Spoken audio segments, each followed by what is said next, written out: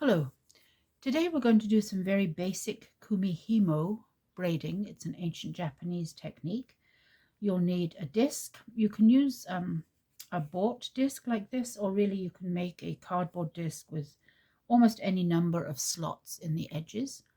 About 24-ish is fine, but really any number is fine. And for this braid, we're going to need two long strands of about, let's say, a yard long to start with, right? You can make them longer or shorter, whatever you like.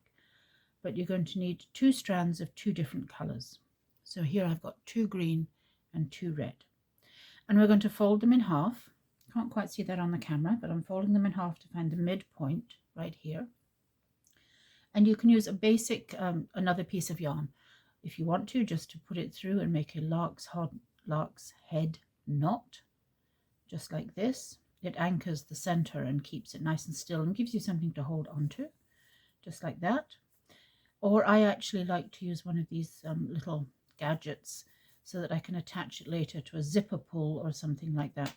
So I use one of these things, which are cheap and easy to find, and I just thread the yarn or the strands, whatever I'm using, into this part here. If you twist it, it's usually easier to get it through rather than poking through one at a time. And again, I'm going to pull that along to the center of the braid. Let me just measure it out to make sure it's pretty even. There it is. And I'm going to put this center with the lark's head knot, or with this little gadget thing, in through the center of the, call them ditzes in American or English, which is a funny word, but we could call it a Kumihimo disc. That would be the best word. And I'm going to arrange these strands here, two reds and two greens, so that two reds go in one direction, like this. I'm putting one in each of these slots here. These discs at first are a little stiff, but they get softer and easier to use pretty soon. And the other two strands are going in opposite slots. And again, doesn't have to be exact, but pretty much makes it easier. And then these other colors here, I'm going to use green, crisscrosses like this. So like this, and down here. Okay, and now we're about ready to start when it looks like this. Now, this is a little different from what you may have done with a mind the gap braiding, if you've ever done that.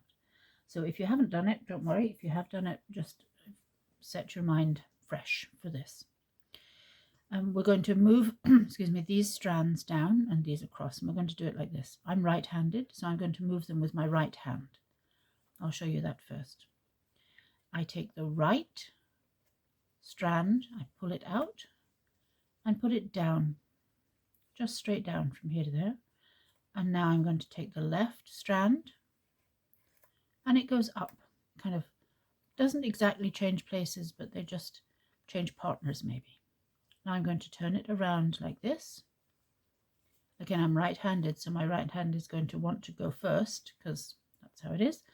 I'm going to take my right strand down and my left hand up.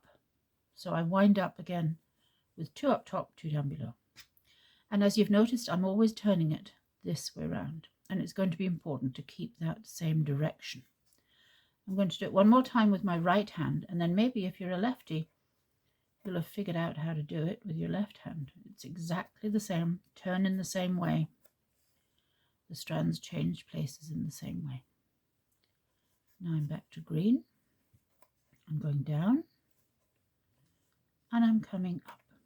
I should say I'm coming down and going up. That might help us. And each time I'm going to try and straighten out these threads, especially if they're long. They do get tangled easily.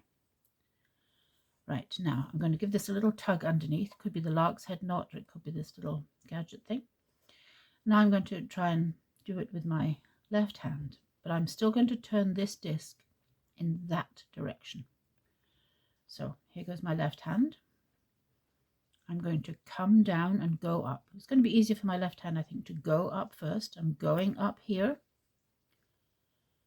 and I'm coming down here. I'm going to turn it in this direction. I'm going up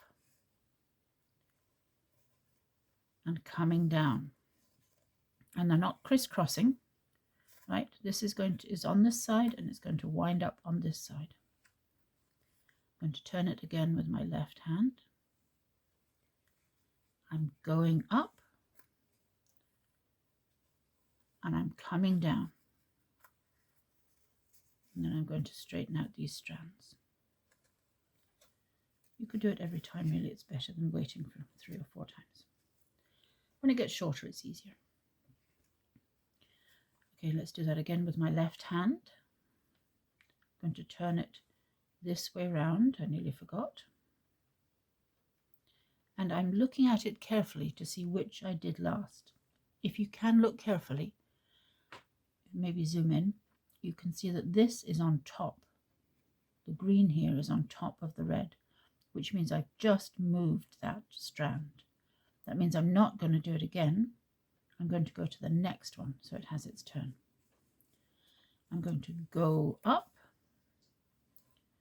and I'm going to come down with the edge here. The one that's on the right hand side here on the edge is coming down and staying on that side. Turning it this way, smoothing it out. Good idea to smooth it out more often than I do, I suppose. And I can see that this was the last one that was done, which means I'm doing it correctly. I'm going to go up and I'm going to come down with this and smooth it out. So there's 2 top, 2 down below. There should, when they've had their turn, as it were, there should always be 2 in each direction like this. Tuck it a little bit. Go up, come down, and already this disc is getting a little easier to use. The slots are getting a little wider. Turn it, go up, come down. Now I can make sure again I'm going in the right direction. Turning it round, go up and come down. I'm going to do a little bit more off camera, and then I'll show you what it looks like, and then I'll show you how we can finish it off when we're done.